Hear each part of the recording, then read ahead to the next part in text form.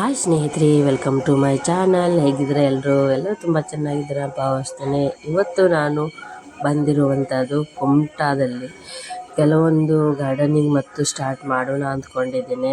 ನೋಡಿ, ಕುಮಟಾದಲ್ಲಿ ಮೊದಲು ಇರುವಂಥ ಜಾಗ ಚೇಂಜ್ ಆಯಿತು. ಅಲ್ಲಿಂದ ನೋಡಿದ ತಕ್ಷಣ ಅಲ್ಲಿ ಯಾರೂ ಇಲ್ಲ ಅಂದರು. ಹಾಗೆ ಇವ್ರೇನಪ್ಪ ಇಲ್ವಲ್ಲ, ನಾ ಬಂದಿದ್ದ ಕೆಲಸ ಅರ್ಧದಕ್ಕೇ ಮುಗಿದೋಯ್ತು ಅಂತ ತಿಳ್ಕೊಂಡೆ. ಇಲ್ಲ, ಹಾಗೆ ಮುಂದೆ ಬರ್ತಾ ಬರ್ತಾ ಒಂದು ಪಾರ್ಕ್ ಇದೆ, ಮಕ್ಕಳು ಆಟ ಆಡುವಂಥದ್ದು. ಅಲ್ಲಿ ಆಟ ಆಡೋ ಕಡೆ ನೋಡಿದ್ವಿ. ಅಲ್ಲಿ ಪೆಟ್ರೋಲ್ ಬಂಕ್ ಸ್ವಲ್ಪ ಮುಂದೆ ಬಂದರೆ ಹೂವಿನ ಗಿಡಗಳು ಕಾಣುತ್ತೆ. ಅವಾಗ ತುಂಬಾ ಖುಷಿ ಆಯಿತು ನೋಡಿ. ಹಾಗೆ ನಾವು ಅಲ್ಲಿ ಹೋಗಿ ಒಂದು ಗಿಡ ತೊಗೊಳ್ಬೇಕಂತ ಹೋಗಿದ್ದೆ. ಅದು ನೋಡಿದ್ರೆ 3 ಗಿಡಗಳನ್ನು ನಾನು ತೊಗೊಂಬಂದೆ. ನಾನು ತಂದಿರುವಂಥದ್ದು ಗಿಡಗಳು ಯಾವ್ಯಾವುದು ಅಂತ ಹೇಳಿದರೆ, ಇದಲ್ಲ, ಇದು ನಾನು ಬೆಂಗಳೂರಿಂದ ತರಿಸಿರುವಂಥದ್ದು. ಇದು ನನ್ನ ಫ್ರೆಂಡ್ ಮನೆಯಿಂದ ಪರ್ಪಲ್ ಕಲರ್ ಗಿಡ, ಶೋ ಗಿಡ ತಂದಿರುವಂಥ. ಅದರಲ್ಲಿ 2 ಇದು ಪುದೀನ ಸೊಪ್ಪಿನ ಗಿಡಗಳನ್ನು ಕೂಡ ಹಾಕಿ ಕಡ್ಡಿ ನೆಟ್ಟಿದ್ದೆ. ಅದರಲ್ಲೇ ಕೂಡ ಚಿಗುರುಗಳು ಬರ್ತಾ ಉಂಟು. ಇದು ಯೆಲ್ಲೋ ಕಲ್ಲರು, ಇದು ಶೋ ಗಿಡನೇ ಅದು. ಇದು ನೋಡಿ, ನಾನು ತಂದಿರುವಂಥದ್ದು ದಾಸವಾಳ, ಯೆಲ್ಲೋ ದಾಸವಾಳ ಮತ್ತು ವೈಟ್ ಕಲರ್ ದಾಸವಾಳ ತಂದಿರುವಂಥದ್ದು. ಹಾಗೆ ಒಂದು ಗುಲಾಬಿ ಹೂವನ್ನು ಕೂಡ ತಂದಿದ್ದೆ.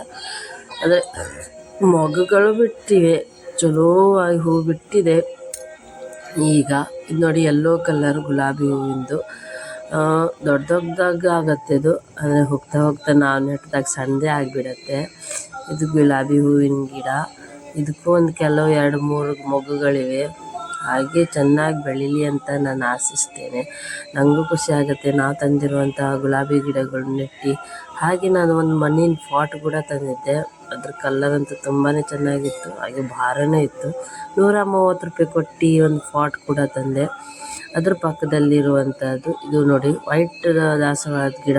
ಹೊರಗಡೆ ಇಟ್ಟರೆ ಕೋಳಿ ಎಲ್ಲ ತಿಂದು ಹಾಕಿಬಿಡತ್ತೆ ಅಂತ ಹೊರಗಡೆ ಇಡಲೇ ಇಲ್ಲ. ಯಾಕಂತ ಹೇಳಿದರೆ ಕೋಳಿ ಅದ್ರ ಚಿಗುರು ಅಥವಾ ಮೊಗ್ಗು ಎಲ್ಲ ತಿಂದು ಹಾಕಿಬಿಡತ್ತೆ ಅಂತ ಹೇಳ್ತಾ. ಇದು ನೋಡಿ, ನಾನು ಕೆಲವೊಂದು ಗಿಡಗಳನ್ನು ತಂದಿದ್ದೆ, ಔಷಧಿ ಗಿಡಗಳು.